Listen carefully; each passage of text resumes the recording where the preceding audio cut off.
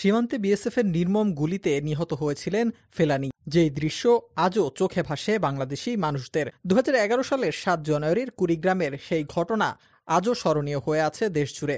এবার জানা গেল কিশোরী ফেলানী খাতুনের ছোট ভাই আরফান হোসেন বর্ডার গার্ড বাংলাদেশ বিজিবিতে এবার চাকরি পেয়েছেন। এবছরের 23 ফেব্রুয়ারি লালমনিরহাট ব্যাটালিয়নের 15 বিজিবিতে আয়োজিত নিয়োগ পরীক্ষায় অংশ নিয়ে উত্তীর্ণ হওয়ার পর আজ বৃহস্পতিবার আনুষ্ঠানিকভাবে তার হাতে নিয়োগপত্র তুলে দেয়া হয়।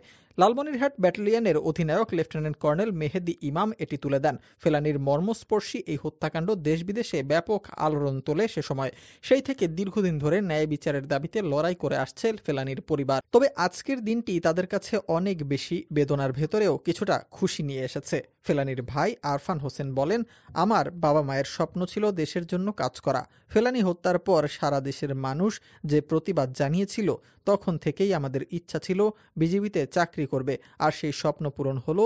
আমি দেশের মানুষের জন্য কাজ করব বলে জানিয়েছেন তিনি। এ বিষয়ে লালমনিরহাট ব্যাটালিয়নের পক্ষ থেকে জানানো হয়, বিজিবি সবসময় ফেলানীর পরিবারের পাশে ছিল। ফেলানীর ছোট ভাই নিয়োগ পরীক্ষায় উত্তীর্ণ হয়েছেন। তিনি শুক্রবার প্রশিক্ষণ কেন্দ্রে যোগ দেবেন। আমরা বিশ্বাস করি প্রশিক্ষণ শেষে তিনি একজন দক্ষ বিজিবি সদস্য হিসেবে দেশের সেবায় নিয়োজিত থাকবেন।